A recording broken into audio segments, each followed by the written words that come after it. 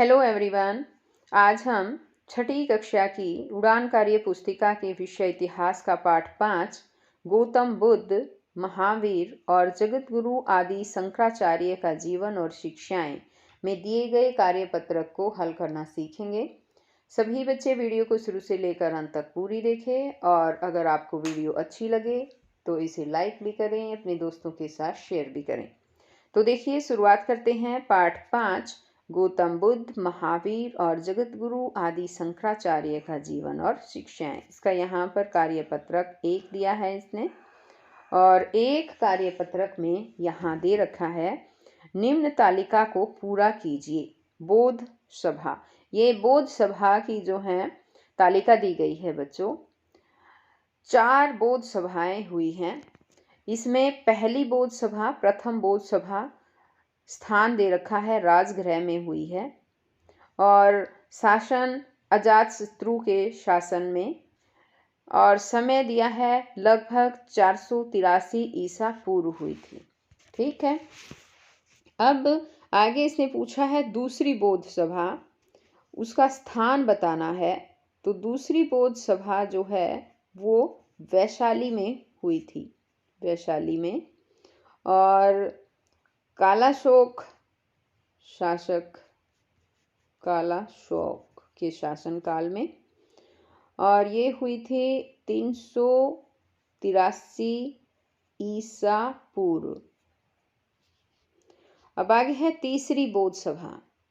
तीसरी बौद्ध सभा पाटलिपुत्र स्थान पर, पाटलिपुत्र, और अशोक के शासनकाल में 249 ईसा पूर्व हुई थी बच्चों। अब इसी तरह से आगे है चौथी बौद्ध सभा। ये जो है स्थान है इसका कुंडलवन, कुंडलवन है, और ये कुंडलवन जो है वो कश्मीर में है, और कनिष्क के शासनकाल में हुई थी। कनिष्क शासनकाल में 72वीं ईस्वी में हुई थी। तो ये सब आप अपनी कॉपी में भी लिखेंगे और इन्हें याद भी करेंगे।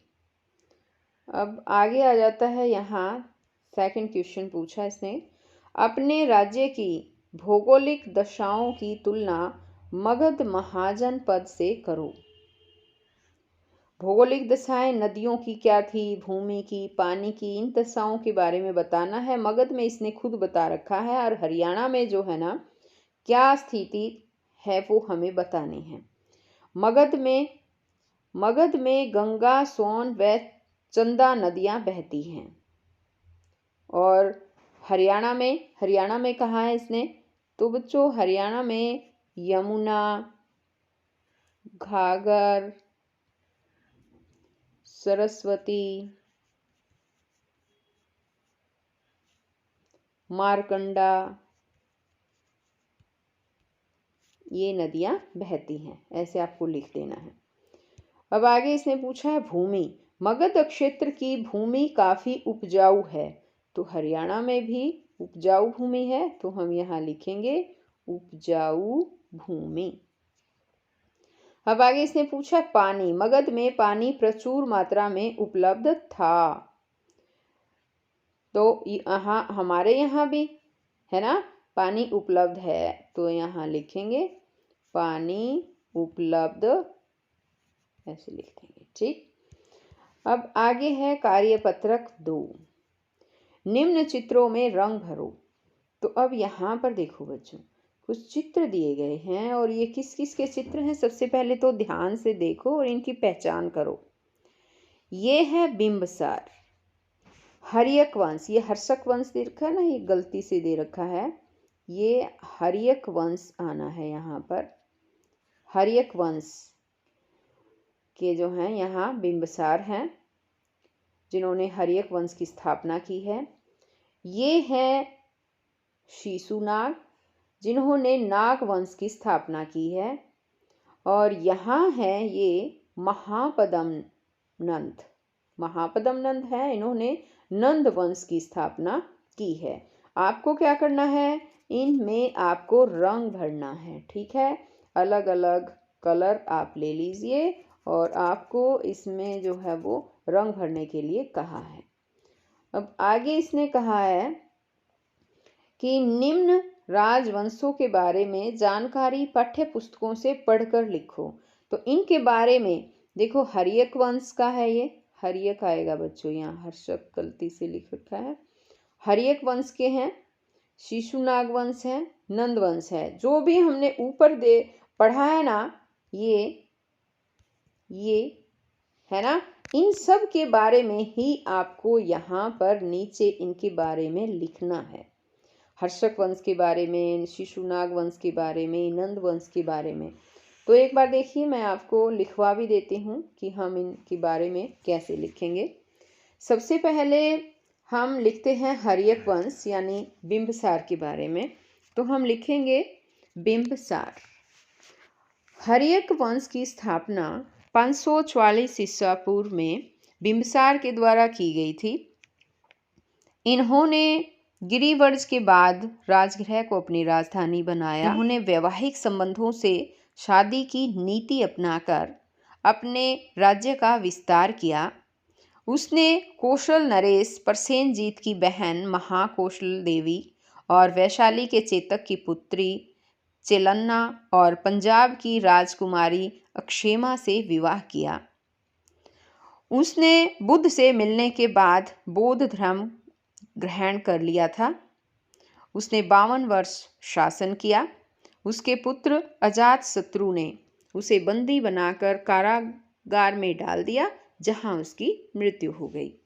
तो ये तो था बिंबसार के बारे में। अब आगे आता है शिशुनाग वंश। शिशुनाग के बारे में पढ़ेंगे। शिशुनाग वंश जो है वो, इनका जो शासनकाल है ये 412 ईसा पूर्व से 394 ईसा पूर्व तक रहा है। इसमें हम लिखेंगे शिशुनाग ने 412 ईसा पूर्व नाग वंश की स्थापना की। वह हर्यक वंश के अंतिम राजा नागदशक का सेनापति था। उसने राज्य में विद्रोह करके नागदशक का सिंहासन छीन लिया और खुद राजा बन गया। अब आगे आता है नंद वंश में महापदम नंद। नंद वंश का संस्थापक महापदम नंद था। वह इस वंश का सबसे महान शासक था, जिसने अनेक अक्षत्रिय राजाओं को जीतकर अपने राज्य में सम्मिलित कर लिया।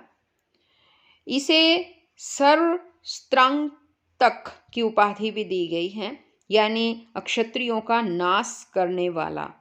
सर्वस्त्रांतक बोला गया, इसको उपाधि दी गई है क्योंकि इन्होंने लगभग सभी अक्षत्रियों का विनाश कर दिया था, उनका नाश कर दिया था। ठीक है, तो ये सब बात हम इनके बारे में यहाँ लिखेंगे।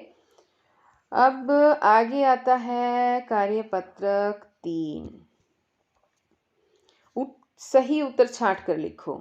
अर्थशास्त्र के रचयिता का नाम बताइए। अर्थशास्त्र का रचयिता पूछा है बच्चों, तो अर्थशास्त्र का जो रचयिता है वो है कौटिल्य। अब आगे है महाजनपद युग में भारत में कौन सी शासन पद्धति थी? राजतंत्रीय शासन पद्धति थी बच्चों। आगे है गणराज्य का सर्वोच्च अधिकारी क्या कहलाता था? तो इसमें गणराज्य का सर्वोच्च अधिकारी जो है वो, यहाँ हम इसमें करेंगे राष्ट्रपति। ठीक है, अब आगे ये यहाँ पर ख़त्म हो गया है। हमारा छठी का जो इतिहास की उड़ान कार्य पुस्तिका में थी वो सभी कार्यपत्रक जो हैं वो कंप्लीट हो गए हैं। तो बच्चों, अब हम आगे फिर मिलेंगे नए सब्जेक्ट में, नई वीडियो में। तब तक के लिए बाय।